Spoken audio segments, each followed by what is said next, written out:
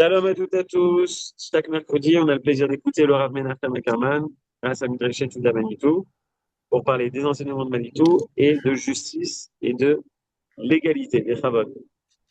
Shalom Vracha. Merci Johan. Et, et en effet, de toute façon, c'est toujours comme ça. C'est-à-dire, une fois que Purim arrive, ça nous pourrime la vie parce que parce qu'en fait, c'est très très difficile de garder une régularité d'études dans cette forme de cours. Je ne parle pas des gens qui font justement le daf yomi ou des choses comme ça, dans la mesure où on est toujours interpellé par la fête qui arrive.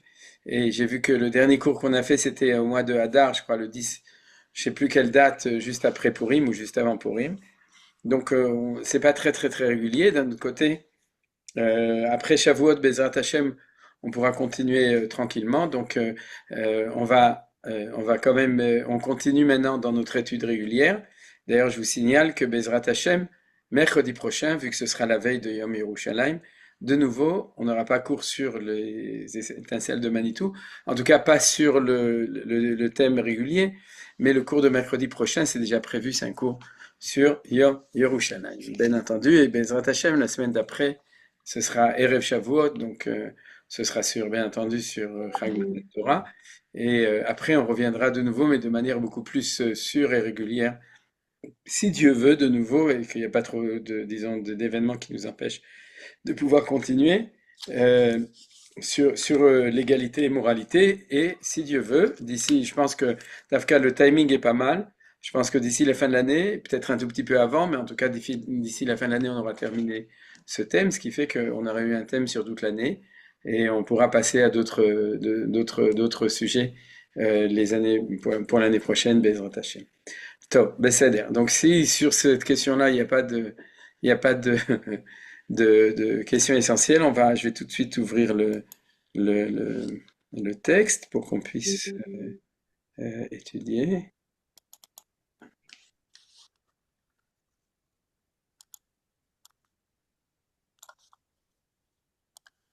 Alors, voilà. Et on va, comme d'habitude, dire que toute notre limud Torah, il est le Nitzachon Tzvaenu, Tzva Agana l'Israël. Sheniske Bezrat Hashem, להשמיד, להרוג ולאבד ולשבר את כל אויבינו, ולגרש את שונאינו מארץ קודשנו, ולשוב לכבוש ולנחל בכל חבלי נחלתנו, ובפרט בחבל עזה ובגוש קטיף, לשמירה על כל חיילים מכל צרה וצוקה ומכל פגרה, לרפואת הנפש ורפואת הגוף, לכל הפצועים ולכל הנפגעים במלחמה זו, ולנקמת דמם של כל החיילים הגיבורים שנפלו במלחמתנו, ושל כל הנרצחים השם ייקום דמם, ובתוכם יוסף אבנר, בן אלי ורחל דורן, כי אתה אדוני הולך עמנו במלחמותינו להושיענו ולחיש גאולתנו, כמו שכתבת בתורתך, כי אדוני אלוהיכם ההולך עמכם להילחם לכם עם אויביכם, להושיע אתכם ונאמר אמן. Amen. זהו. Donc je vais quand même, vu que ça fait plus ou moins 2 mois qu'on s'est arrêté, ce qui est beaucoup et ce qui est même beaucoup, meod, arbe meod, avant de prendre le nouveau sujet, je vais rappeler que la manière dont, vous savez quoi, non, c'est-à-dire, je vais un petit peu rappeler 2 choses essentielles avant de commencer avec le texte qu'on va étudier aujourd'hui. Tout d'abord, ce que je voudrais rappeler, c'est que notre étude, et qui est sur l'égalité et moralité dans l'enseignement de Manitou, et que dans un texte qu'on a mis en tête de tout ce cycle, Manitou a dit que s'il était venu dans le monde pour enseigner quelque chose, ce serait ça qu'il verrait comme son sujet essentiel pour lequel il est venu pour enseigner la Torah. Donc, dans tous les grands sujets de Manitou, les Toladot, la création du monde, l'État d'Israël et la Torah, moralité et légalité, c'est un des sujets essentiels dans son enseignement, et c'est ce qu'on a vu depuis déjà de nombreux mois. Et dans la mesure où c'est actuellement aussi un des points les plus, au niveau de la société israélienne, à l'intérieur de la société, c'est un des points d'achoppement le plus important. On pourrait dire c'est le point de friction entre les deux. C'est la grande marloquette actuelle. Bon, il y a l'autre avec le public Haredi sur le fait de servir à l'armée. Les deux grandes discussions qu'il y a à ce moment en Israël, c'est la question du mishpat, de la justice justement, de la légalité, et l'autre c'est la question de la participation du monde Haredi au destin de notre société en Israël. Alors donc c'est très bien qu'on ait étudié les choses cette année, en tout cas moi je pense, quand vu la masse de matériel qu'on avait devant nous, alors je vous rappelle que j'ai décidé, pour que les choses soient claires pour moi d'ailleurs, pour pouvoir les passer, de passer de manière historique. On est passé depuis la création du monde, en passant surtout par les Havot, et on est arrivé actuellement à la période de la destruction du temple. C'est-à-dire que la période d'il y a 2000 ans, quand notre sujet précédent, c'était l'Empire romain, c'est-à-dire la civilisation romaine en face de la Torah d'Israël.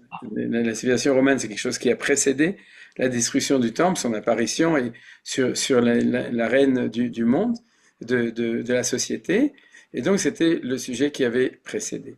Je vais très vite rappeler d'ailleurs les points essentiels qu'on avait développés à propos de Édom, qui se trouvent dans le cours précédent, que vous pouvez toujours éventuellement relire ou réécouter, si jamais ça vous intéresse. Mais en tout cas, au niveau de la charnière, le Richratch entre le cours d'aujourd'hui et le sujet tel qu'il était évolué jusqu'à maintenant, on avait étudié la civilisation romaine. Ça, c'est le premier point. Le deuxième point, qui est une petite parenthèse, c'est que on a commencé l'année dernière, en fait, au moment de Sfirat HaOmer. C'était ça le trigger, c'est ça qui m'a fait démarrer, parce que Manitou a un très bel article en français et en hébreu.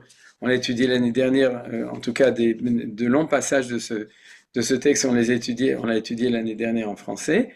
Le texte de Manitou qui s'appelle justement Sfirat HaOmer, qui est aussi dans le premier livre qui est sorti en hébreu, celui qui parle et du texte de Herzl, du Rav Kook sur Herzl et de la Shoah. Le troisième Mahamar, il y a là-bas 3 Mahamarim, et le troisième c'est Mahamar Sfirat HaOmer de Manitou.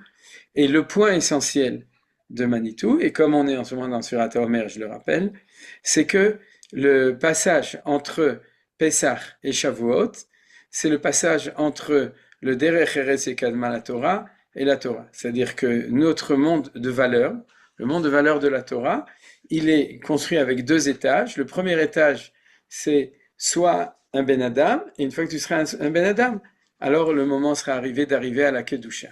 C'est-à-dire il y a la morale, qui est l'étage de base de conditions pour que la Torah, qui est le monde de la Kedusha, puisse se révéler dans le monde, c'est le mont Sinaï. Et entre l'événement de la sortie d'Égypte, qui est l'événement de la création du peuple juif, et l'événement de Shavuot où on a reçu la Torah, Akadosh Baruch Hu nous demande à ce moment-là de construire cette dimension au niveau de l'individu, au niveau de la nation, c'est-à-dire de réussir du projet d'être un Ben Adam, c'est-à-dire de réussir la dimension de la moralité, ce que Manitou appelle Derech Eretz Shekadma la Torah, c'est-à-dire l'exigence d'être capable de réussir un chemin sur la terre, Derech Eretz, chez Kadma, qui précède la Torah, et nos modèles représentatifs, c'est les Avot, c'est les patriarches, et c'est pour ça que le recueil qui parle de la morale de la Torah, ce qu'on pourrait appeler l'éthique de la Torah, eh bien, s'appelle Pirkei Avot. C'est les chapitres, en français on dit les maximes, mais en fait, Prakim, c'est les chapitres des pères, alors que c'est des rabbanim qui parlent, mais on appelle ça les chapitres des pères et pas les chapitres des maîtres. On a vu ce sujet, le maître et le père, dans un des textes qu'on a étudiés ensemble cette année, c'est-à-dire les chapitres des pères, ça veut dire les chapitres dans lesquels les rabbanim vont nous parler de ce que nos pères nous ont transmis au niveau des valeurs de la Torah, et ce qu'ils nous ont transmis, c'était les valeurs de cette morale qui précède. Et c'est pour ça que entre Pessah et Shavuot, pendant cette semaine, on va étudier les 6 chapitres de Pirkei Avot. Chaque semaine, le fait Yaminag, d'après la coutume autant des Ashkenazim et des Sfaradim. Chaque semaine, après Pessah, donc il reste 6 semaines, chaque semaine on lit en tout cas à la synagogue, et puis ceux qui veulent et qui ont le temps, étudient un chapitre de Pirkei Avot, ou en tout cas une Mishnah, ou un sujet de Pirkei Avot. Donc, on est revenu au bout d'un an et on continue dans ce sujet. Mais de nouveau, pour ne pas recommencer à s'arrêter au milieu, donc au lieu d'étudier Pirkei Avot, ce qu'on pourrait d'ailleurs, mais on étudie le sujet lui-même de, de moralité et l'égalité. C'est-à-dire, c'est la moralité, la question de la moralité, c'est en fin de compte, c'est exactement la même chose. C'est d'une autre manière de dire la moralité qui précède la légalité, donc la moralité qui précède le don des lois de la Torah révélées au Sinaï le Sivan. Voilà. Ça, c'était le rappel pour nous remettre dans le contexte général de tout ce qu'on a vu jusqu'à maintenant. Et maintenant, je vais vous rappeler la civilisation romaine. Qu'est-ce qui se passe à ce moment-là? En fait, ce qui se passe à ce moment-là, c'est que la prophétie ayant disparu de l'histoire universelle et de l'histoire du monde, apparaît donc dans le monde, puisque quand la prophétie existe, elle nourrit toutes les nations, d'une inspiration d'une relation vis-à-vis de Akadosh Baruch Hu, c'est-à-dire qui est liée d'ailleurs avec, on pourrait dire, la Neshama, on pourrait le dire parce qu'on l'a vu dans les textes de Manitou, avec le Neshama de chaque chose, c'est-à-dire l'essence profonde de chaque chose, donc aussi l'essence profonde de l'organisation d'une société, ce qu'on appelle la loi. La loi, c'est ce qui organise une société et qui donne aussi les valeurs de conduite des individus. Donc, lorsque la prophétie disparaît, elle laisse la place dans l'évolution des sociétés du monde à une société qui va proposer un modèle de remplacement dans un monde où justement ce qui va régir la société, c'est autre chose. C'est-à-dire, dans l'évolution, c'est ce qu'on appelle la chokhma yévanite, c'est-à-dire ça va devenir au lieu du temps de la prophétie, le temps de la sagesse. Et dans le temps de la sagesse, il va y avoir la sagesse générale, c'est ce que va donner la Grèce, qui va apparaître immédiatement après la disparition de la prophétie. La date exacte, c'est la date où Alexandre le Grand va conquérir le monde.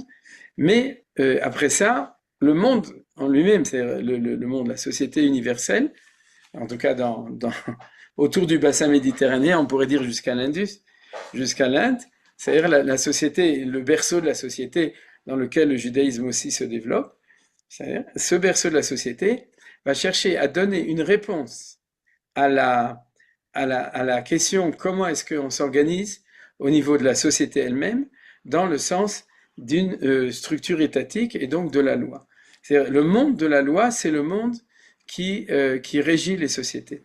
Et à partir du moment où un système qui est nourri de prophéties n'existe plus de manière universelle, à ce moment-là, le monde se demande comment on s'organise, et le point essentiel, ça va être non pas le contenu, mais le contenant, c'est-à-dire le structurel. C'est-à-dire la réponse à chaque question, comment est-ce qu'on va faire pour que la société marche bien? La réponse va être, on va installer des structures. S'il y a un problème avec les routes, alors on va installer un code de la route, des bonnes routes et des policiers qui se promènent sur les routes pour pouvoir arrêter les gens qui truquent. Mais on va résoudre les problèmes de société par le concept fondamental de dire si on crée des structures qui sont liées avec des lois, c'est-à-dire avec une légalité, on crée des structures, à ce moment-là, la société va bien marcher. Ouais. Ce qui va manquer à ce moment-là, c'est qu'un jour, les gens vont se demander, ok, d'accord, les structures sociales sont très bien organisées, mais qu'est-ce que tu mets dedans? Quel contenu? Quelle spiritualité? Quelle humanité? Quelle émouna? Quelle religiosité tu vas mettre à l'intérieur de ça? J'explique tout ça parce que vous entendez derrière ce que je dis le problème fondamental de la société occidentale moderne, qui est arrivée à un point de fin d'histoire dans lequel elle continue éperdument à chercher des solutions à tous les problèmes, à tous les maux, ouais, c'est-à-dire par une structuration de tout ça, ouais, c'est-à-dire mais qui s'arrête rarement pour se demander à leurs sages, au cas où ils auraient des sages, des chachamim, c'est-à-dire leur demander mais quel est le sens de tout ça, quel est le contenu, quelle est la direction spirituelle, ouais, qui va nourrir ces choses-là. Alors tout ça, c'est spécifique surtout à la société occidentale, c'est-à-dire parce que dans le monde musulman c'est différent, dans le monde hindou c'est différent parce qu'ils sont beaucoup plus spirituels justement, donc ils sont remplis de spiritualité et puis ils sont pas tellement intéressés par la structuration forcément. Je parle du monde islamique de manière générale, dans une lecture d'histoire disons, depuis le début de l'islam jusqu'à aujourd'hui. Il y a des exceptions d'histoire où ils étaient plus, on pourrait dire, occidentalisés. Maintenant, c'est la société qui, dans ce vide, on pourrait dire, va donner la réponse, c'est celle qui a ça à l'intérieur d'elle, et ça, c'est la société romaine. C'est-à-dire que Rome, de tout temps, était celle qui, ce qui l'intéressait, c'était l'État, la loi, l'organisation des sociétés de manière structurelle. Et comme c'est elle qui a cette force, en fait c'est un tout petit pays, l'Italie, vous savez, Rome en lui-même, c'est même pas toute l'Italie, parce qu'à l'époque il n'y avait pas toute l'Italie, je ne sais pas s'ils avaient une botte ou non à l'époque, c'est-à-dire, mais en tout cas, dans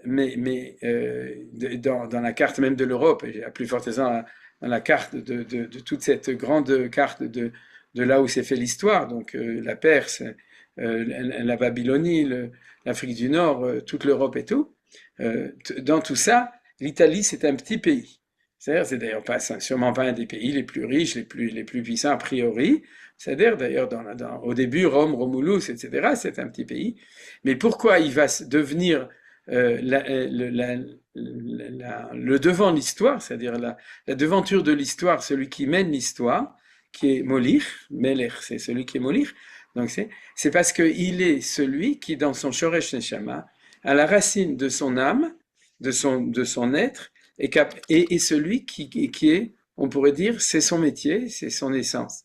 Et c'est ce qu'on appelle Esav. Nachon, Esaü ou Edom, ouais, c'est ceux qui savent proposer ce projet au monde, et donc ils vont proposer cette chose-là. Et à partir de cela, ce que Manitou va nous dire, c'est que on va avoir une insistance sur une forme d'être qui s'appelle le légalisme. C'est-à-dire, dans l'expression de Manitou, c'est pas parce que c'est vrai que c'est ou parce que c'est moral que c'est légal, c'est parce que c'est légal que c'est vrai, c'est parce que c'est légal que c'est moral. Voilà, ça c'est le point essentiel qu'il faut se souvenir, parce que Manitou va toujours faire référence au Bagat et à la Yoetz et Mishpatit, et c'est le dernier texte qu'on avait étudié, qui était tout à fait prophétique, et dont Manitou avait parlé il y a de ça au moins 25 ans, puisque il est parti depuis un petit bout de temps, dans lequel il nous parle du Bagat et de la du Yoetz Mishpatit. À l'époque, c'était un Yoetz, c'était pas une Yoetzet, il y a aussi des hommes qui s'occupent de quelque chose à net. Ce que je veux dire, c'est que tout simplement, il disait, c'est pas qu'il dirige, c'est qu'il y a quelque chose qui est diffusé dans l'État d'Israël parce qu'on est malade de la maladie de l'Occident, qui dit que c'est parce que c'est légal que c'est vrai, et pas parce que c'est vrai que c'est légal. En hébreu, zechouki. Im zechouki, c'est pas important si c'est moussari, si c'est torani, si c'est eloki, si im amiti, c'est-à-dire si c'est vrai, si c'est divin, si c'est moral, c'est pas important parce que par définition éthique, ouais, c'est parce que c'est légal que c'est moral. Alors, je vous rappelle que le paroxysme du scandale de cette manière de parler, et ce qui nous a d'ailleurs à l'époque de Gush Katif, et ce qui nous a complètement révulsé, puisque c'était ça l'argument qui était utilisé. C'est pour ça qu'il y a des gens qui ont mis une étoile jaune à l'époque en fin de compte, s'opposer à ce qui se passait à l'époque, c'est que, Chas de Shalom, sans aucune comparaison possible, c'est-à-dire, c'était le paroxysme du nazisme. C'est-à-dire que l'Allemagne est considérée comme la quintessence de Esav, de Edom, et un des points les plus graves de l'époque nazie, c'est que c'était parce que c'était Chouki, puis si on avait reçu 2 ordres et que c'était marqué dans la loi, alors toutes les pires abominations morales pouvaient être possibles puisqu'ils étaient justifiés par la loi.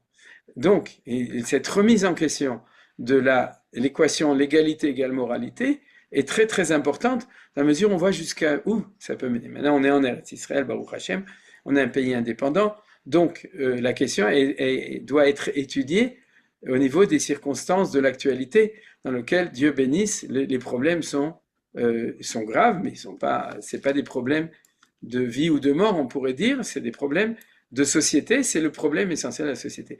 Et là, en fin de compte, on va dire que dans notre étude, le point d'achoppement, c'est entre une légalité hébraïque et une égalité badatite, entre badat et bagatz. Ouais. Bagatzit, c'est-à-dire le Bagatz diffuse, et il le dit d'ailleurs, je l'ai entendu plusieurs fois, diffuse des fondements moraux au niveau de leur conception législative, qui sont ceux non seulement de l'Occident, mais comme disait Manitou, surtout de l'Allemagne avant 1939.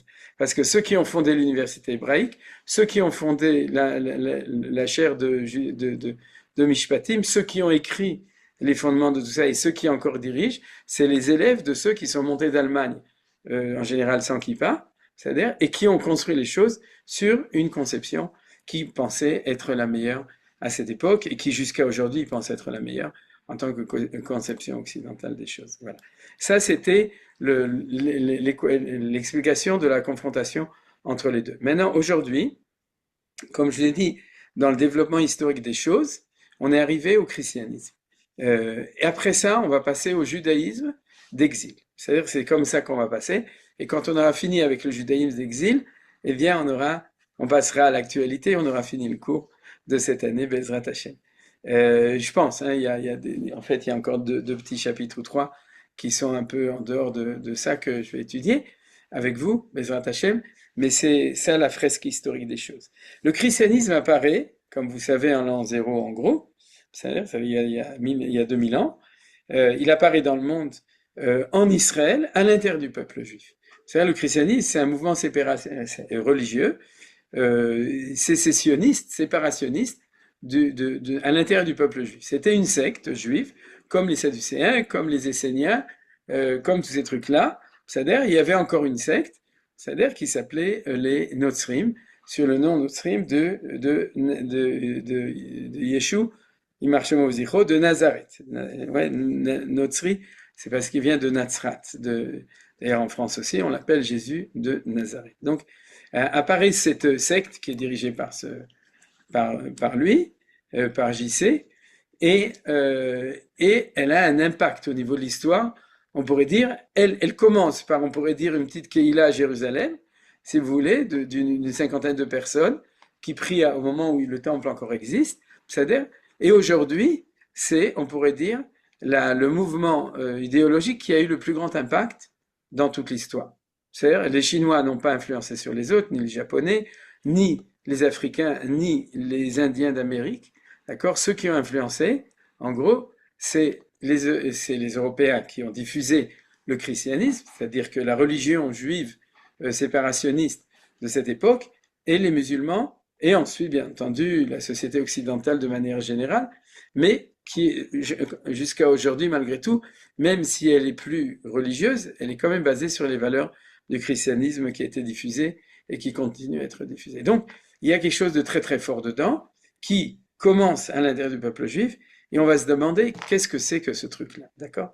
C'est quoi ce truc-là? Alors, je ne vais pas rentrer du tout dans des considérations d'histoire de la différence entre le christianisme juif au début et le christianisme goy depuis l'an 300, parce que aujourd'hui on parle du christianisme en tant que phénomène humain, mais pas juif, d'accord? Les chrétiens ne sont pas des juifs, ils ne sont pas descendants de juifs, ils sont descendants de romains et d'européens, et aujourd'hui on pourrait dire de toutes les races du monde, quoi, ou de toutes, il ne faut pas dire ce mot, mais de toutes les sociétés, de tous les peuples du monde. C'est vrai, il y a des chrétiens, mais nous, ce qui nous intéresse maintenant, dans l'analyse de Manitou, c'est qu'est-ce qu'ils ont fait. Ouais, d'accord. Alors, on va étudier un texte, un tout petit texte, et après, on va étudier, c'est-à-dire, on va d'abord le lire, on va lire un tout petit texte, et c'est le seul texte direct, à part quelque chose qu'on a déjà vu, et encore le fragment d'un texte qu'on va voir après, qu'on va étudier dessus, qui dit comme ça, Sadducéens et chrétienté. Alors j'ai passé dans le résumé les Sadducéens parce qu'on en parle tout le temps. C'est-à-dire les Sadducéens, bien entendu, c'est ce qu'on appelle en hébreu les Tzedokim, qui sont aussi beaucoup en ce moment à la mode, puisque la discussion comment on compte l'Omer, c'était une marloquette, une discussion avec eux. Il dit comme ça, Manitou. La civilisation chrétienne a hérité de cela, et c'est la conscience chrétienne qui a le plus contribué à brouiller les cartes, en ce sens que partant de l'exigence hébraïque de la moralité face à la légalité, elle a finalement adopté le principe romain de la séparation entre le légal et le moral, qui est un cas particulier de la séparation entre le politique et le moral. Cela s'enracine dans le principe des évangiles, rendez à Dieu ce qui est à Dieu, la morale, et à César ce qui est à César, là est l'égalité. Atkan, divrei, morenu verabenu, Manitou, Zecher Tzadik Vekadosh Livracha. Vous voyez, c'est pas très long, c'est cette ligne en gros. Vous l'avez devant vous, vous pouvez le relire si jamais ça vous fait plaisir. C'est-à-dire, mais en tout cas, c'est ça qu'on va analyser aujourd'hui. C'est ce petit Mahama de Manitou. Alors, tout d'abord, euh, le christianisme et le judaïsme, c'est pas la même chose, sur rien, et surtout pas sur la question de l'égalité-moralité, même si dans les rencontres œcuméniques en France, on a l'impression que sur ce point-là, il n'y a pas de discussion. Les discussions sont théologiques sur toutes sortes de sujets, c'est-à-dire des questions de religion, mais sur la relation vis-à-vis de cette question, on est d'accord. Manitou nous dit, c'est au contraire, c'est un des points essentiels qui font la différence, à Mavdil ben Kodesh le Hol, entre nous et les chrétiens et entre nous et le christianisme. Alors, quel est le point essentiel? D'accord? C'est tout d'abord que partant de l'exigence hébraïque de la moralité face à l'égalité, c'est-à-dire qu'il y a une exigence, elle a finalement, alors c'est ça qui est important, finalement, qu'est-ce qui s'est passé au niveau du processus? Oui, adopté le principe qui n'est pas hébreu mais qui est romain, de séparation. C'est-à-dire, ce qui est important, c'est le mot séparation, parce que vous voyez qu'il dit que la séparation entre le légal et le moral, c'est un cas particulier de la séparation entre politique et morale, puisque le légal, c'est une partie du politique. Politique, c'est l'organisation d'un État, et pour organiser un État, il faut plein de choses, mais il faut entre autres une légalité. C'est ça qui donne les fondements, on pourrait dire, spirituels de l'organisation de l'État, c'est la légalité. Et donc, il nous fait même en plus une référence dans les évangiles entre César et Dieu. C'est-à-dire, aujourd'hui, en France, c'est très simple, c'est la loi de 1905.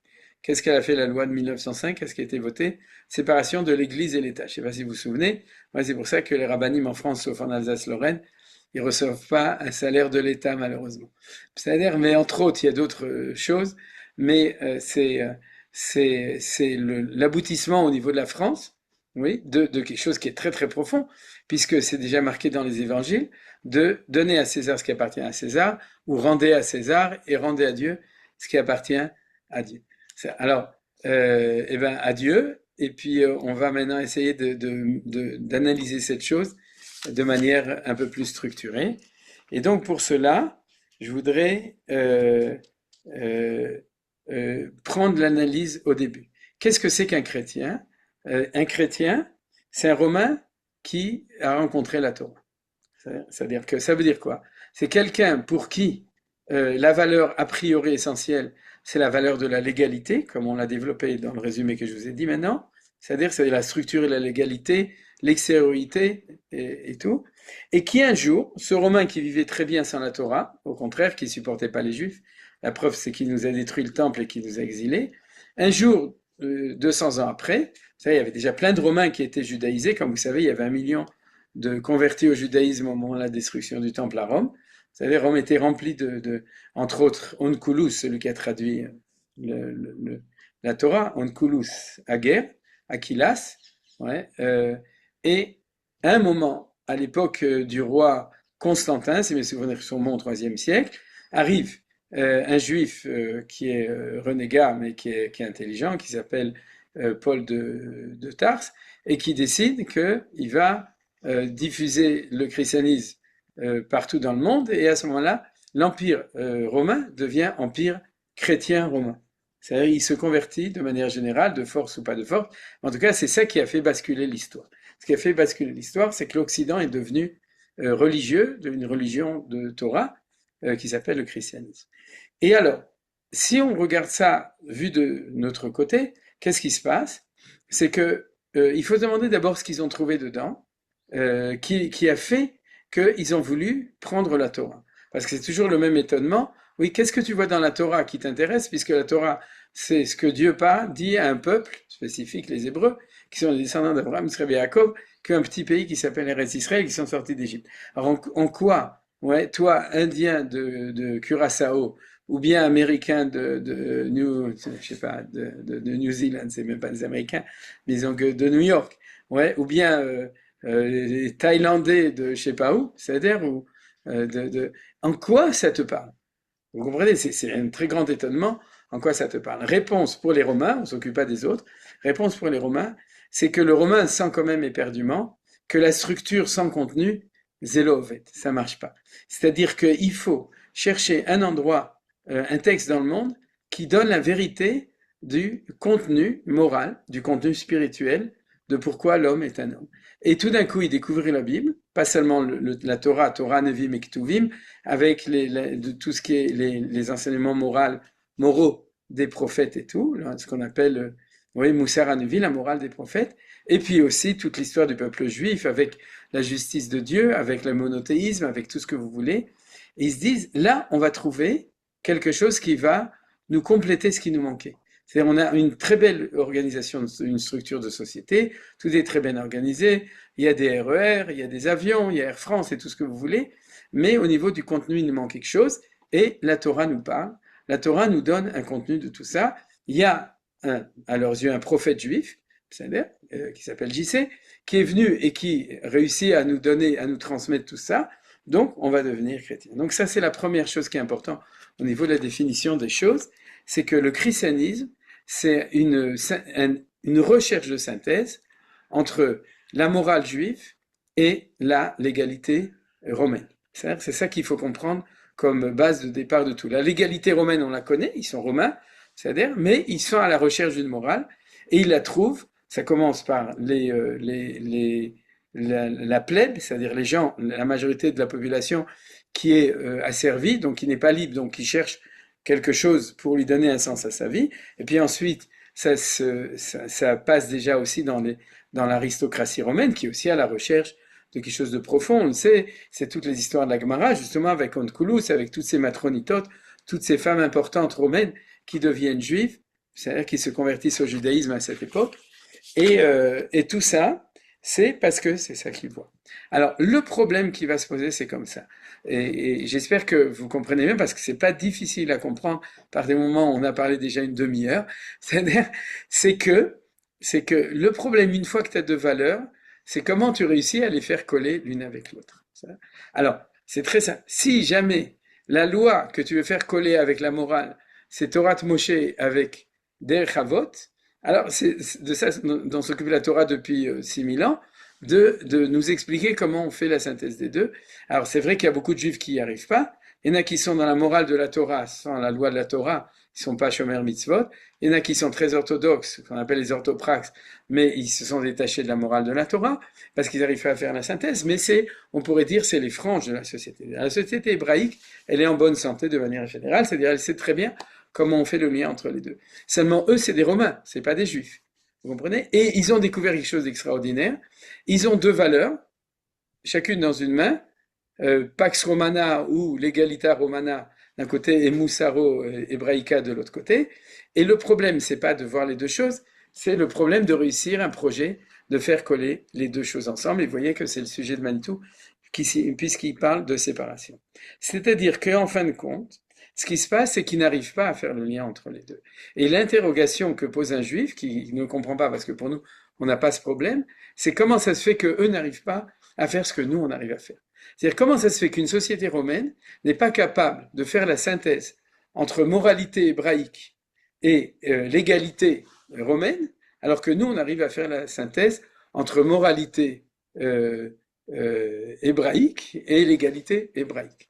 Alors, il faut dire tout d'abord que le premier essai, c'est pour ça que le mot important ici, c'est finalement. Vous voyez, finalement, ça veut dire que la société romaine va passer différents stades évolutifs dedans, de tout ça. La première, on pourrait dire d'ailleurs, c'est le christianisme naissant qui est encore à l'intérieur du peuple juif, c'est que il va être en recherche de quelque chose dans lequel le système de loi qui est proposé, c'est encore le système de loi hébraïque, c'est-à-dire la Torah. Et malgré tout, il y a quelque chose qui ne va pas marcher dans les deux. Mais maintenant, on va passer du côté des Romains. C'est-à-dire, sans doute, je pourrais supposer que tant que le christianisme était un mouvement juif, ils avaient d'autres problèmes. C'était un avis-shaker, c'est pour ça qu'il a été lapidé. C'est-à-dire, il y avait d'autres choses qui étaient là-bas, réformes religieuses, toutes sortes de choses, et peut-être aussi immoralité d'ailleurs, puisque c'est ce que nous disent nos sages sur Jean-Claude, c'est c'était une personne très religieuse, mais très immorale. Donc, il y a toutes sortes de choses intéressantes. Mais ce qui nous intéresse maintenant, c'est le phénomène au niveau de la société romaine, c'est-à-dire pourquoi ils n'arrivent pas à faire la synthèse entre les deux. Une des choses très importantes et très frappantes quand on regarde cette chose-là, c'est que ils vont finir, et c'est pour ça qu'on parle de finalement, ils vont finir pour pouvoir accepter la Torah, de prendre une Torah sans mitzvot. Ouais. Aujourd'hui, ce matin au Macholev, quelqu'un m'a demandé, il n'est pas au courant, il m'a demandé combien de mitzvot de la Torah les chrétiens ne font pas. Je lui ai répondu Tariag mitzvot. C'est-à-dire, il y a 613 mitzvot que les chrétiens, d'écoute, avec beaucoup de ferveur, ne font pas. C'est-à-dire, ils en font même pas une seule, il faut dire. Bon, je suis un petit peu, j'ai un seul, mais de manière globale, par définition, le christianisme est devenu juif, ou est devenu hébreu, d'ailleurs il ne faut pas dire hébreu surtout, mais il est devenu lié avec la Torah d'Israël, au moment où ils ont annulé l'obligation qui est marquée dans la Torah de manière très précise de devoir garder les lois. Imaginez-vous ce que ça signifie quand on sait que la Torah nous dit que quelqu'un qui transgresse Shabbat, il est chayav karet, que quelqu'un qui fait, je ne sais pas moi, qui mange à Yom Kippour, il est chayav karet, que quelqu'un qui ne fait pas Brit Mila, il est chayav karet, ça veut dire il est retranché du camp, c'est une des punitions les plus graves, qui n'amène pas l'agneau pascal, il est chayav karet. Alors comment est-ce qu'ils dorment la nuit? Ouais. En disant, c'est nous qui sommes le Vérus Israël et détenteurs de la Torah, alors que ils voient devant eux un pshat de la Torah qui les remet en question totalement. Il faut pour ça qu'il y ait une impossibilité viscérale extrêmement profonde à pouvoir envisager la synthèse possible entre la légalité hébraïque et la morale hébraïque. Pour pouvoir, il faut se libérer de la loi pour pouvoir réussir à être chrétien. Voilà. Donc aucun rapport avec nous. Et comment finalement on arrive à cette chose-là? Alors ça, c'est la question que Manitou étudie. Alors, de nouveau, je suis désolé, j'ai pas trouvé des textes écrits, je les ai peut-être pas assez bien cherchés en français qui parlent de tout ça. Par contre, pour tous ceux qui ont l'habitude de Manitou, je ramène des choses qui ont été dites et enseignées et répétées de nombreuses fois. Donc, c'est de la Torah chez Alpé de Manitou, c'est-à-dire c'est pour tous ceux qui l'ont enregistré, ce qu'on appelle les manitouphones. Et donc, c'est grâce à ça que je peux, moi personnellement, et d'autres aussi, peuvent transmettre ces choses-là. Bien entendu, en hébreu aujourd'hui, il y a beaucoup plus de sources écrites. En français, il faut le chercher dans l'oral, grâce essentiellement à Chaim Rothenberg. Mais on peut trouver les choses. Mais comme je cherche des textes en français, donc je ne cherche pas de toute façon sur cette chose-là. L'explication de Manitou, elle est comme ça. C'est que la question fondamentale de tout ça, alors je vous explique, la question fondamentale, c'est comment gérer la contradiction entre le fait que la loi, maintenant je ne parle pas d'une loi romaine ou d'une loi israélienne ou d'une loi française, qui sont basées sur ce qu'on appelle le contrat social. Vous êtes d'accord? C'est-à-dire que la loi actuelle, qui est une loi qui s'est libérée de la relation verticale par rapport à une valeur de loi absolue qui est une loi révélée, c'est-à-dire la loi de la Torah, ce sont des lois qui cherchent quelle est leur absolu, d'ailleurs qu'ils ne trouvent pas tellement, on avait déjà étudié, c'est-à-dire que la morale qui est derrière, mais qui en tout cas sont basées en général sur la loi utilitaire. Mal desani alach lo ta'avid lechavreich. Ce que tu voudrais pas qu'on te fasse, alors ne le fais pas à l'autre. De manière générale, c'est la loi qui a un intérêt, une justification au niveau de l'organisation de la société. De nouveau, c'est les fondements de la loi vue du côté romain. D'une certaine manière de voir une loi romaine, donc une structure qui se justifie par son efficacité au niveau de la société. Alors, par contre, toute loi religieuse, elle provient d'un absolu. C'est une loi qui est complètement différente en tant que loi, puisque Hachem a dit, donc puisqu'il a dit, l'ota assez, tu ne feras pas, donc on ne le fait pas. Pourquoi? On le sait ou on ne le sait pas, on le comprend pas, mais puisqu'il faut le faire, il y a quelque chose qui s'appelle Enam Rahamim et la Xerot, comme dit la Gemara. C'est-à-dire, elle n'est pas basée sur un fondement immédiat d'une compréhension quelle qu'elle soit de morale, mais elle est dans un absolu, comme dit le Maharal, d'une révélation de Akadosh Baruch Hu. Alors, quand le chrétien, donc le romain, pardon, quand le romain rencontre cette chose-là, il est devant une contradiction qui va devenir pour lui impossible. Quelle est la contradiction? Comment est-ce que je vais gérer un absolu légal, c'est-à-dire une loi absolue, qui représente un absolu, dans la mesure où moi, je suis dans la relativité complète du fait que j'ai un Yetzer Hara, j'ai un mauvais penchant, je suis pécheur, c'est-à-dire, donc je mange des gefilte fish, je fais des péchés, c'est-à-dire, je suis pécheur et je suis ce qu'on appelle dans la tradition Baal Chisaron, c'est-à-dire que je suis imparfait. C'est-à-dire Dieu a fait un monde où l'homme est imparfait par définition. Cette imperfection fait qu'il y a des malheurs dans le monde, que l'homme n'est pas capable de réussir ce qu'il voudrait de manière parfaite parce il tombe, il chute, c'est-à-dire il filote, et en plus, Akadosh Baruch Hu, la mauvaise nouvelle, c'est qu'il a mis à l'intérieur de nous le Yetzera, c'est-à-dire qu'on a les difficultés, les maladies, la pauvreté, les cataclysmes, les catastrophes naturelles, et puis en plus, à l'intérieur de nous, on a un Yetzera, donc ça fait que l'homme pêche toute la journée, c'est-à-dire c'est très difficile de se dépêcher. Et donc, dans cette condition-là, si jamais la loi se met au niveau de l'homme, alors, c'est-à-dire si j'adapte la loi à la réalité ici, tout va bien. Mais si tout d'un coup je découvre une loi qui est marquée dans la Torah, qui est une loi de l'absolu, alors comment est-ce que je vais gérer ces deux choses-là?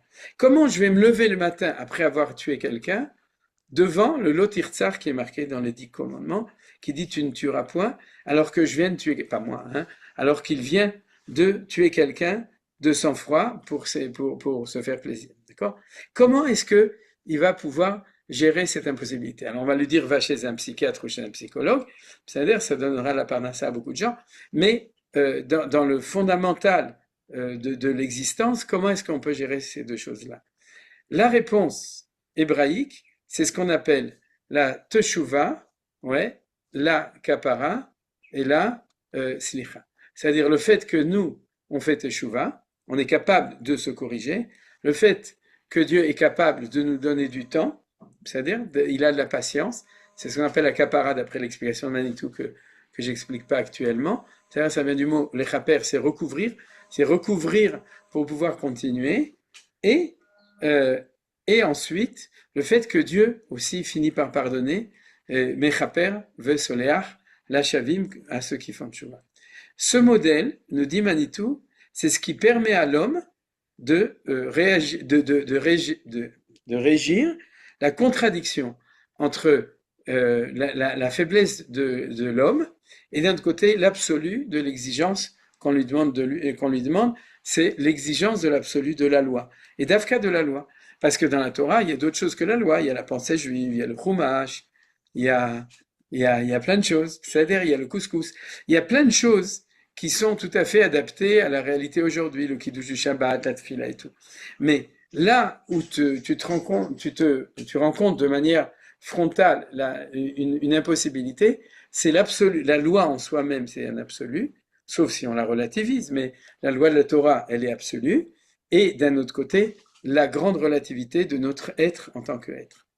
Or, ce que nous dit Manitou, c'est que dans le nefesh, dans l'âme du Romain, il n'a pas en lui-même cette capacité d'envisager ce processus-là. C'est-à-dire le processus de reconnaître que l'homme est capable de se corriger, et donc que si on se corrige, Dieu va nous pardonner et qu'on va pouvoir continuer. Alors vous êtes tout le temps en train de vous dire, mais c'est pas vrai. Oui, ils vont se confesser chez le curé, etc. Mais on en a déjà parlé, d'ailleurs, c'est le sujet dont on parle actuellement maintenant, mais j'en ai parlé à d'autres moments et je vais pas maintenant ici justement le développer autant que Manitou le développe à d'autres occasions, à propos justement en général on en parle au moment de Rosh Hashanah, de Yom Kippour, des Yamim Noraim, c'est-à-dire, ce qui se passe c'est comme ça, c'est que dans le Nefesh, c'est-à-dire dans l'âme d'un Romain, c'est-à-dire, ce qui est fait est fait. C'est-à-dire, si tu as cassé, tu as cassé. Ils n'ont pas à l'intérieur de eux on pourrait dire cette capacité, non pas mentale, mais spirituelle, d'envisager que le monde peut être corrigé. Est-ce que c'est les seuls? Non. Si vous lisez le livre de Kohelet, vous connaissez Kohelet, de Shlomo Ameler, on a le sentiment a priori, c'est-à-dire que c'est ce qu'il est en train de dire. Mashéaya ou Mashéyé. Ce qui était, c'est ce qui sera, rien ne change, tout est immuable, et puis on peut rien faire, d'accord? C'est-à-dire, est-ce qu'il y a beaucoup de gens dans le monde qui pensent comme ça? Oui. Comment ça s'appelle au niveau du christianisme? Ça s'appelle le péché originel. C'est-à-dire, vous avez entendu parler de ça? L'idée du péché originel contre lequel Manitou se battait et on comprenait pas pourquoi, tellement, c'est-à-dire, c'est parce que c'est le fondement théologique au niveau de l'âme du romain qui l'empêche de faire la synthèse entre légalité et réalité. Non pas moralité, mais réalité. C'est-à-dire la réalité de l'homme tel qu'il est et la légalité hébraïque, la Torah de Moshe, c'est-à-dire la loi de la Torah. Il n'y arrive pas, il est romain, c'est pas de sa faute, c'est pas à lui qu'on lui a donné la Torah, c'est-à-dire, donc c'est pour ça qu'il n'y arrive pas, mais il n'arrive pas parce qu'il ne sait pas se détacher de cette pensée du péché originel. Le péché originel n'est pas, d'après Manitou, une invention théologique du christianisme, c'est l'expression de la profondeur de l'âme chrétienne ou de l'âme romaine. C'est-à-dire, c'est quelque chose de tout à fait différent. C'est pas ils ont lu la Torah et que du coup, ils ont vu dans Maaseh Bereshit, dans la création de l'homme, le fait qu'il y avait un homme et une femme qui ont mangé d'un fruit défendu, donc ils ont dit, ça prouve que l'homme est pécheur par essence. Non, c'est parce qu'ils voyaient l'homme comme pécheur par essence que c'est de cette manière qu'ils ont lu la Torah. Ça, c'est quelque chose qui est très important que vous devez savoir. C'est que les panim de la Torah, les facettes de la Torah sont le reflet dans la Torah de l'âme de chacun. Ça, c'était Yaakov Gordin Zatzal qui disait ça. C'est-à-dire, c'est que la Torah est générale, donc chacun va voir en miroir dans la Torah la réflexion de son identité personnelle. Donc l'identité collective romaine va voir dans la Torah le péché originel. Mais s'il n'avait pas eu la Torah, il était toujours dans le péché originel. C'est-à-dire c'est quelque chose qui est fondamental chez lui. D'ailleurs, ça va très bien avec l'absolu de la loi. Si la loi est absolue, donc tout le monde est coupable devant la loi et personne ne peut être... c'est-à-dire, le seul cas où tu vas pas être puni, c'est parce qu'on va pas t'attraper. C'est-à-dire, ou parce que tu vas débrouiller pour qu'on t'attrape pas. C'est-à-dire, mais en tout cas, devant la loi, tu es fichu. Devant la loi, tu es puni parce que la loi, elle est comme ça. Alors, à partir du moment où c'est cette vision du monde qui est dans la profondeur de l'âme d'une société, oui, ou d'une identité qui s'appelle l'identité de Esav, c'est-à-dire, dans la Torah, je vous cite juste un passouk, Ineni olech lamut lamazeli bechora. À quoi ça me sert d'être religieux? Puisque de toute façon, je vais tout le temps faire des fautes, et donc je vais finir de toute façon par mourir à cause de ça. C'est-à-dire, Ésaü dit ça le jour où il a fait Gilou et Harod, Shihudamim et Avodazara le même jour. C'est-à-dire le jour où est mort Avraham Avinu, d'après les Midrashim de Chachamim, il dit cette phrase-là, et qui exprime ce qu'on est en train de dire actuellement. Alors à ce moment-là, la question est comme ça. Ou bien tu renonces à la loi, ou bien tu renonces à la morale de la Torah, c'est-à-dire que tu dis désolé, ouais, et aux deux d'ailleurs, tu redeviens romain, c'est-à-dire tu dis, vous avez raison, la Torah elle était donnée aux Juifs, elle n'est pas donnée à nous, nous on va chercher autre chose, on va retourner à ce qu'on était avant, on était très heureux, on était romains, on avait le forum, on avait le Colosseum, on était en train d'assassiner des gens toute la journée avec des bêtes féroces et avec des gladiateurs, et puis c'était très bien.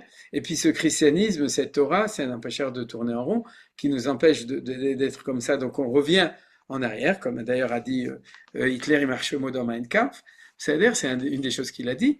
C'est-à-dire, revenons au barbarisme, on pourrait dire romain antique. C'est-à-dire, revenons, c'est ça nous, d'accord. Mais ça, c'est une solution. La deuxième solution, c'est de se convertir. C'est ce que font une partie de dire, on laisse tomber Rome. C'est-à-dire, et on passe à Jérusalem, on laisse tout tomber, c'est une solution. Aucune des deux solutions n'était acceptée et c'est normal. Parce que comme j'ai dit au début du cours, parce que d'un côté, personne ne renoncera jamais à son identité profonde, il est incapable de le faire, Shoresh Neshama, la racine de son âme, mais d'un autre côté, ils veulent pas renoncer à ce que la Torah leur propose pour compléter leur identité. D'ailleurs, c'est ce que le monde entier recherche. Ça explique pourquoi le monde entier recherche ce qui est marqué dans la Bible, pas dans la Torah, mais dans la Bible. C'est-à-dire, ils recherchent ça parce qu'ils recherchent justement la réponse à la perfection de l'homme. C'est-à-dire, comment l'homme peut réussir à se perfectionner. Donc, en fait, ils attendent le Messie. C'est-à-dire que le projet humain réussisse et c'est ça qu'ils cherchent. Donc, ils vont pas le rejeter. Ils vont chercher une solution. Quelle va être la solution? Alors, la solution, elle va être double. La première solution, le premier stade, c'est qu'ils vont dire que la Torah est irréalisable telle qu'elle est marquée. C'est-à-dire que telle qu'elle est marquée, on peut la réaliser. Et donc Dieu n'a sûrement pas voulu que ce soit comme ça. Et on va, comme je vous ai dit, annuler toutes les mitzvot. Si on annule toutes les mitzvot, on a en fin de compte ramené la légalité au niveau zéro du plancher, ce qu'on appelle le minimum du minimum commun, de l'exigence de l'être humain, afin de pouvoir réussir. On annule l'absolu de la loi. Ça, c'est la première chose qu'ils vont faire. Et la deuxième, c'est que ils vont supplanter la loi juive par la loi romaine. C'est-à-dire qu'en fin de compte, ils vont faire une synthèse comme ça. C'est la phrase qui cite « Rendez à César ce qui appartient à César et rendez à Dieu ce qui appartient à Dieu ». Ce qui appartient à Dieu, c'est la morale. Et donc, dans la Torah, il n'y a plus que « Aimez-vous les uns les autres ». Oui, Dieu vous aime, je vous aime, nous nous aimons, etc. Ouais, c'est-à-dire uniquement une morale de chesed qui n'a aucun rapport avec la loi et qui est inconciliable avec la loi. Aucune loi au niveau de la Torah. Et d'un autre côté, une loi d'une société qui est la plus forte pour eux, puisque ça fait partie aussi de leur essence, c'est ce qu'on appelle le droit romain. Alors donc, le christianisme, c'est quoi? C'est pas une synthèse, c'est un compromis. La différence, c'est qu'une synthèse, c'est quand tu réussis à faire l'union entre les deux. Le compromis, c'est qu'on t'a promis que c'était possible et puis que tu te rends compte que tu n'y arrives pas. D'accord? C'est que tu vas faire, en fin de compte, tu vas prendre d'un côté un droit qui est le droit romain, et d'un autre côté une religion qui est la religion hébraïque, et pour qu'ils puissent vivre entre eux, ça va être inconciliable au niveau des valeurs, mais on va vivre avec les deux ensemble. C'est-à-dire que tout pécheur, lorsqu'il va du côté du droit, on va lui couper la tête, et lorsqu'il va dans l'église, on va lui pardonner. Vous vous souvenez comment est-ce que les Mechablim se sont enfuis dans l'église de la Nativité à Bethléem, il y a quelques 40 ans, pour échapper à la justice. Parce que quand tu es chez le pape, tu es absous, c'est-à-dire, et quand tu es chez le droit, alors il y a la rigueur du droit, Ikov Adin et Tahar, qui se trouve là-bas, mais c'est pas le droit juif. C'est-à-dire, de dire que le chrétien n'a pas de loi, c'est faux. Il a une loi, mais la loi qu'il a, c'est la loi romaine et non pas la loi de la Torah. De dire qu'il n'a pas une morale, c'est faux. Il a une morale, mais c'est pas une morale romaine, c'est une morale hébraïque, c'est ce qu'il voit dans la Torah. Et c'est, en fait, ça veut dire quoi?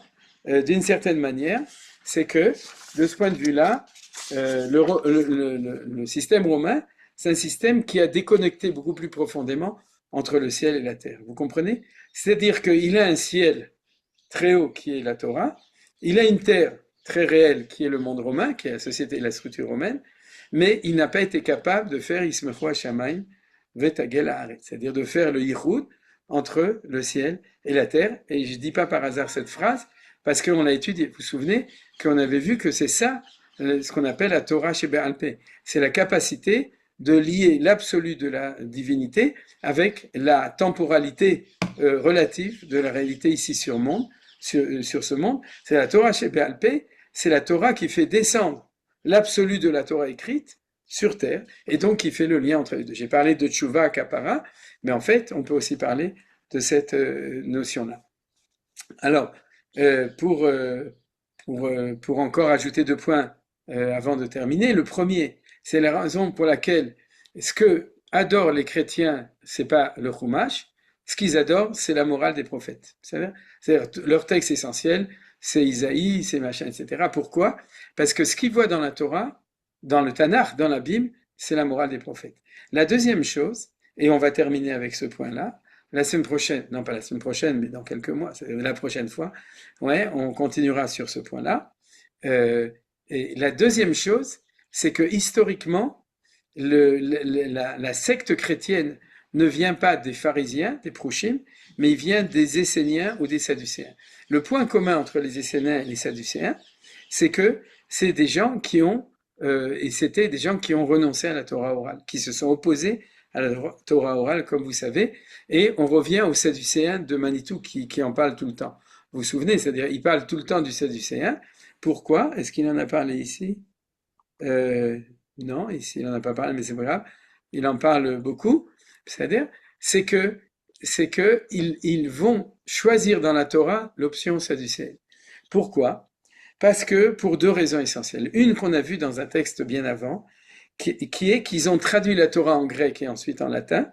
Ouais, la Torah est devenue vulgaire, la Vulgate, et Et, et le concept, il est comme ça. C'est que toute la Torah orale se trouve à l'intérieur de la Torah écrite en Lashon HaKodesh. C'est-à-dire qu'il y a à l'intérieur de chaque mot, de chaque phrase, de l'hébreu de la Torah, se trouvent toutes les drashot des Chachamim. Mais si jamais tu le traduis dans une autre langue, à ce moment-là, il ne reste plus que la peau, l'extérieur, le pshat, c'est-à-dire l'épiderme, c'est-à-dire le langage tel qu'il a été dit au niveau du mot, mais tu n'as rien derrière. Ouais. Si par exemple le mot shoresh, il a un shin au début, un shin à la fin, un resh au milieu, il a une gematria de 800, c'est-à-dire, et puis il a une forme du shin qui est avec 3 branches, et puis il a dans la racine aussi toutes sortes de choses, c'est-à-dire, ça ressemble à shalosh, par exemple, shoresh, resh lamed mitralfim. Si je dis 3 ou 3, oui, à ce moment-là, tout ça n'est pas lisible. Donc, de facto, à partir du moment où la Torah devient romaine, elle parle en romain, en latin, et puisqu'elle parle en latin, elle ne peut même plus avoir accès à la Torah orale, donc elle a perdu la Torah orale de facto. Ça, c'est quelque chose qui est technique, mais qui n'est pas technique. C'est l'impossibilité d'une Torah d'être exprimée dans un langage différent du Lashon HaKodesh, puisque le Lashon HaKodesh, le Am Kodesh, Beretz HaKodesh, le HaKadosh Baruch Hu, dès que tu passes dans une autre société, tu perds 90% traduction is tradition. Ça, c'est le premier point. Le deuxième point, qui est beaucoup plus important, c'est qu'à partir du moment, et c'est là qu'on arrive au fait que ceux qui ont donné la Torah aux chrétiens étaient des Sadducéens, et on le voit par exemple par le fait qu'ils font Shavuot et ils font Pessah, selon la Shita, le système sadducéen, il commence du lendemain de Shabbat, pas le lendemain de Pessah, mais Mimochat Shabbat. Comment? Je vous l'avais expliqué une fois, vous pourrez regarder dans leur source à eux. C'est-à-dire, on voit par plein de choses que leur origine hébraïque est sadducéenne. Oui, essénienne, mais ça revient au même. C'est quoi? C'est que tout d'abord, on va renoncer ou ne pas être d'accord avec le Torah oral. On va dire la vérité de la Torah, c'est ce qui est marqué dans la Torah. Et on va dire, comme cette vérité de la Torah qui est marquée dans la Torah est réalisable, parce qu'il n'y a pas la Torah chez Béalpé qui va nous aider, comme par exemple Pikuach Nefesh. Oui, si quelqu'un est en danger de mort et qu'il n'a pas la Torah chez Béalpé, on va le laisser mourir le Shabbat. C'est-à-dire, si jamais il y a marqué que tu n'as pas le droit d'allumer un feu le Shabbat, on va manger froid tous les Shabbats. C'est ce que font vous savez, les Samaritains. Et il n'y a plus de Sadducéens, mais les Samaritains, c'est les derniers qu'on trouve encore, puisqu'on trouve tout chez les Samaritains. Mais en tout cas, c'est une loi qui est irréalisable parce qu'elle n'a pas les clés de la Torah orale pour l'adapter à la réalité telle qu'elle est. C'est-à-dire, et à ce moment-là, on va dire, ah, tu vois que c'est irréalisable, je te l'avais dit, je t'avais prévenu, donc on est obligé de faire une réforme absolue, de tout annuler pour que ça puisse réussir. Donc, vous voyez qu'il y a ici tout un programme et tout un développement qui est basé, comme pour terminer, à cause de l'équation impossible de l'égalité et, on pourrait dire, moralité, c'est-à-dire la réussite de l'homme tel qu'il est sur Terre, c'est-à-dire réalité, et qui va faire que finalement, le christianisme va finir par dire « je ne renonce à rien, mais je sépare l'un de l'autre ». C'est-à-dire, comme disait Manitou au nom de Pasteur, ouais, quand je suis au laboratoire, je suis un scientifique, et quand je suis à l'oratoire, je suis un croyant. C'est-à-dire, mais le laboratoire et l'oratoire sont inconciliables l'un avec l'autre. Il y a une séparation fondamentale entre les deux. Et c'est ça, cette analyse magnifique de Manitou. Donc, pour terminer, on va relire la Kriyam et Sakemet, puisque c'est pas long. La civilisation chrétienne a hérité de cela. Et c'est hérité de quoi?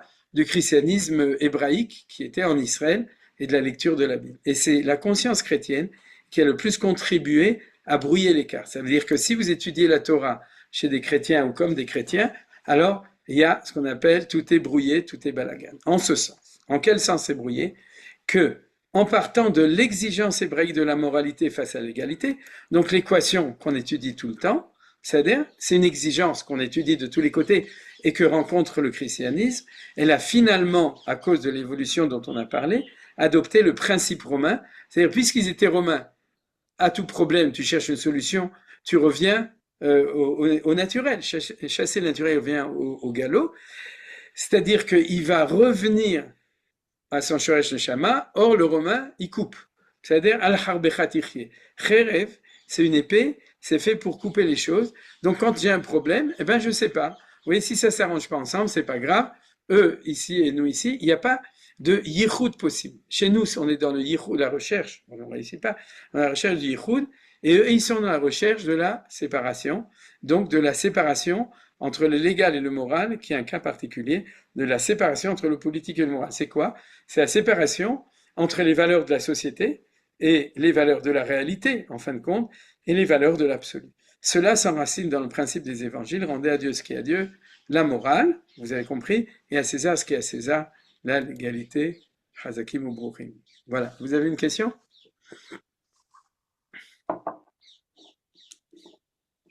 Brigitte? Mais c'est ni une question, c'est rien du tout. J'ai une élève, une voisine que j'ai rencontrée et qui a fait le même trajet que ce qu'ont fait les chrétiens à l'origine. Et c'est très étonnant. Elle a été dans toute la famille fait partie d'une cate chrétienne très, très, très approfondie dans aussi l'Ancien Testament. C'est J'ai une oublié, juive, c'est une juive qui est Jewish for Jesus, c'est ça? C'est une juive je ne sais pas christianisée. comment ça s'appelle, mais ils sont très nombreux, ils sont très conquérants, ils veulent faire beaucoup de... Oui, ils sont Mais prosélytes. cette femme-là, je l'ai dans ma synagogue. Alors, elle n'arrivait pas à parler l'hébreu, donc je dis, viens, je vais t'apprendre à parler l'hébreu. Mais c'est pas ça, c'est que on a décidé d'écrire chacun notre trajet, et Mhm. elle m'écrit son trajet.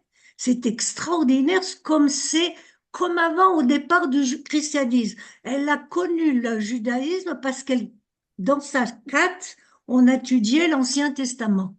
Alors elle Mhm. est arrivée à voir la Torah. C'est incroyable comme ça existe encore maintenant, ce retour-là. Ouais, ouais. Je pense pas qu'on a besoin de s'inquiéter, c'est vrai qu'ils essayent de faire, c'est ce qu'on Non, appelle elle est la maintenant mission. diorète. Elle a Ah, converti son mari. Baruch Hashem, j'ai compris. Elle Elle est a fait un bon diorète. trajet. Ah, Elle est Baruch. diorète, mais elle a fait sa conversion grâce à l'étude de l'Ancien Testament. Puis elle a rencontré ce juif complètement assimilé, tout ça c'est en Amérique du Sud, hein, je vous parle. Et Ouais. elle l'a fait revenir à l'orthodoxie, c'est elle qui l'a fait Ah, revenir. extraordinaire. Il était Ok, complètement assimilé et ils sont montés ouais, en Israël pour essayer de réaliser ce que vous avez raconté maintenant, le judaïsme. extraordinaire. Alors, qu'est-ce qu'elle me raconte? Parce que j'écris mon expérience à moi de Paris et tout ça, mais elle m'écrit en parallèle sa vie. C'est passionnant comme ça ressemble à ce qui s'est passé au début du christianisme. Mhm. Absolument. Il a fait Baruch Hashem, c'est ce qu'on appelle un Ger Tzedek. C'est-à-dire que lui, il a fait le chemin jusqu'au bout en passant par toutes les étapes qu'on a étudiées aujourd'hui. Il a fait Meod. Mais à l'occasion, il faudra nous envoyer le texte de son histoire. On Ouais, est en c'est-à-dire train son de l'écrire trajet. chacun de notre côté. Il a fait Et on Meod. s'est Baruch retrouvés à Hashem. Pétar Tikva. Alors, faut le Ouais, faire, hein? Baruch Hashem, Baruch Hashem. Ben, heureusement qu'ils t'ont renvoyé de Gush Katif, sinon tu l'aurais pas rencontré. C'est-à-dire. Gush Katif, j'ai été renvoyée, moi, de Gush Katif. Moi, Ouais, je j'étais sais, mais là. heureusement, comme ça tu l'as rencontré à Petar Tikva. À Yesh Tikva. Pétar Tikva, Ouais. elle est restée très très proche et elle veut étudier maintenant l'hébreu. Alors c'est drôle, pourquoi? Parce que toute la famille ne parle que l'espagnol. Marham. Top, il a fait mode. Je crois que Anthony a une question et Alain a une question. Donc il y a déjà de l'embouteillage. Par qui on commence? Anthony, vas-y. Il avait levé la main avant à toi, Alain. Bon- Bonsoir Ménarem, bonsoir à tous. Non, non, très rapidement et très succinctement, hein, je voudrais juste rebondir par rapport au témoignage qui vient juste d'être rapporté et le cours que vous avez enseigné. Mon parcours professionnel, bon, vous le savez plus qu'un autre rave, puisque vous êtes mon rave et vous m'accompagnez sur le chemin du divorce. C'est-à-dire que j'ai exactement le même parcours. C'est pendant mon adolescence et les cours de catholicisme, de catéchisme forcé quand j'étais adolescent, qui m'ont conduit à rencontrer la Torah via l'étude de l'Ancien Testament. Et à titre personnel, moi, j'étais extrêmement perméable à ce qui est appelé le Nouveau Testament et à la vie de Yeshua, et qui m'a conduit au Guiour, ce magnifique Guiour que j'emprunte depuis 2 ans et demi. Donc voilà, c'est juste pour apporter un témoignage supplémentaire allant dans le sens du témoignage qui a été donné il y a quelques instants. Chazak ou Baruch, merci beaucoup. Euh, Toda Rabba et Chazak Baruch Anthony, bon, on se connaît bien, donc nous on sait.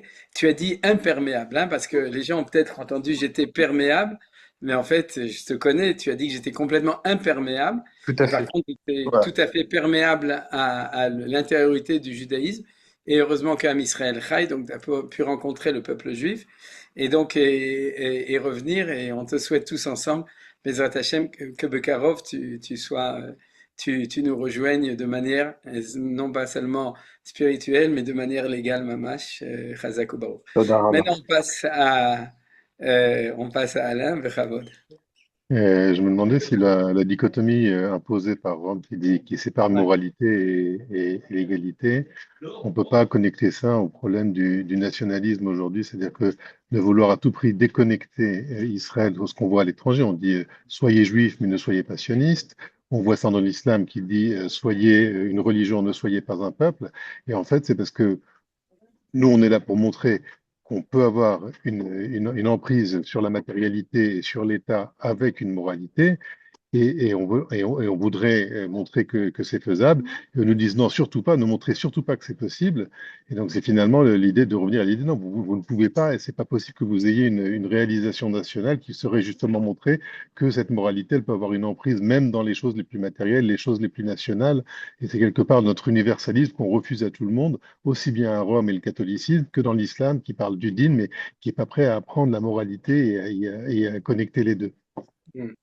Bon, et c'est moi je te le dis, mais c'est génial ce que tu dis, comme ça, ouais, c'est-à-dire, je suis tout à fait d'accord avec toi. Alors, en fait, ce que tu as fait, et ce que tu as dit, c'est que un petit texte comme ça, tout petit de Manitou, sur une petite question ou une énorme question qui est le christianisme dans la question de moralité, elle nous ouvre sur tout ce qui est en train de se passer actuellement. Je suis d'accord avec toi, mais c'est très très beau, c'est vrai, puisque comme il dit, derrière ça, c'est politique et moral, et pas seulement l'égalité et morale. Et de ce point de vue-là, tu as raison. C'est-à-dire que l'État d'Israël, c'est la plus grande paire de claques qu'on est en train de donner à tous ces essais dans l'histoire, que ce soit, comme tu dis, au niveau musulman, au niveau occidental, parce que l'Occident, c'est pas forcément religieux, c'est bien dans le christianisme, mais c'est de manière générale dans la pseudo-moralisation moralisation qui nous font rebondir au niveau de l'Occident. Ouais, c'est-à-dire, eh bien, en fait, comme tu l'as dit, cette discussion, elle est fondamentalement, c'est ça la discussion. Est-ce que ce projet-là est réalisable? Fais-moi Et autre chose. paradoxalement, je voudrais rajouter que de manière encore plus bizarre, c'est-à-dire que même les discussions qu'on a au sein du peuple juif en Israël aujourd'hui, finalement, je veux pas rentrer dans la politique, mais c'est l'idée, on voudrait reproduire un modèle qui n'a pas réussi dans le monde, et on voudrait reproduire les mauvaises choses qu'on a ramenées de la galoute, justement cette séparation-là. Et ne pas essayer de réfléchir à comment justement ramener la réunion ou le Ichud HaArachim dans cette névoie. On refuse cette névoie, on voudrait recopier ici Rome, ou on voudrait faire, enfin, c'est une partie du dialogue. Je suis pas sûr qu'on comprenne les enjeux dans les deux parties de la discussion qui a envenimé malheureusement toute la vie dans le pays ces dernières années, mais on a l'impression que c'est ça, c'est-à-dire qu'au lieu de vouloir donner notre valeur intrinsèque propre, on veut absolument ramener ce qui arrive de dehors. Tout à fait d'accord avec toi. Et chaque fois que j'entends une chose comme tu dis, je me dis c'est dommage que notre chiot, il est en français. Parce que il faudrait que cette chose-là, elle soit diffusée. C'est-à-dire cet enseignement, elle est diffusée. Baruch Hashem, il y a Tzipi Khotobali qui est devenue, qui est une élève de Manitou, par Uri Cherki, quoi, qui va commencer à le diffuser dans la politique.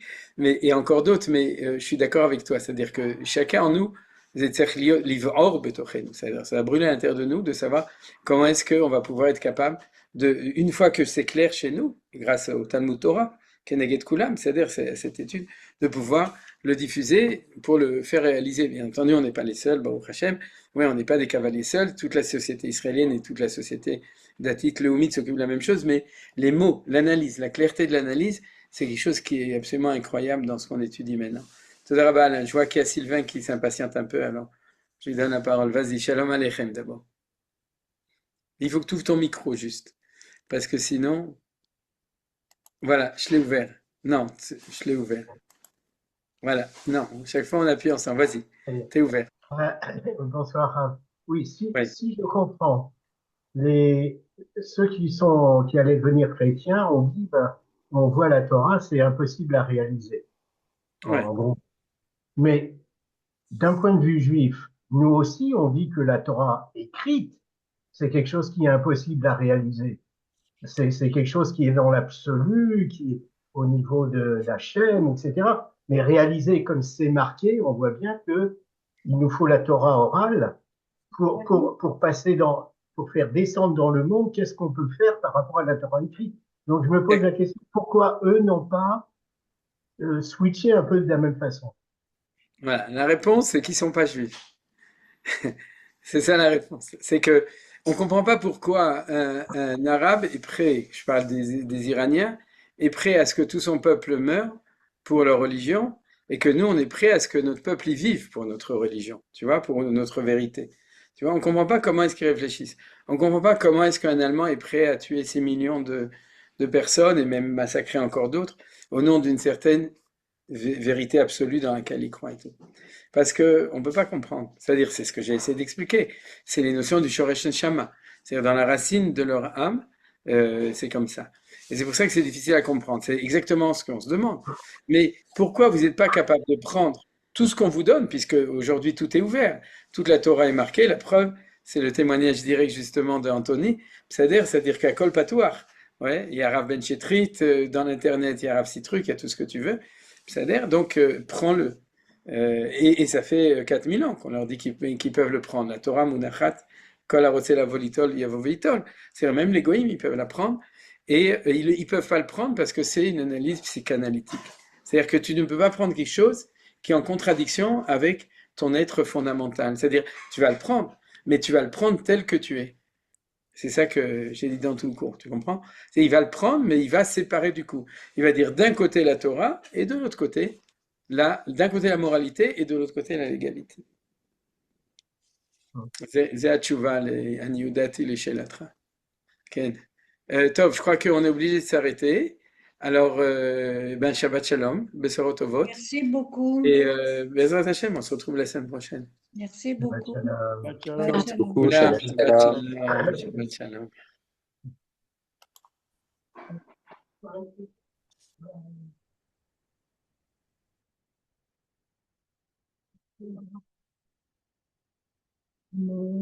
Ouais. Shabbat Shalom. Basé sur ce qu'on appelle le contrat social. Vous êtes d'accord?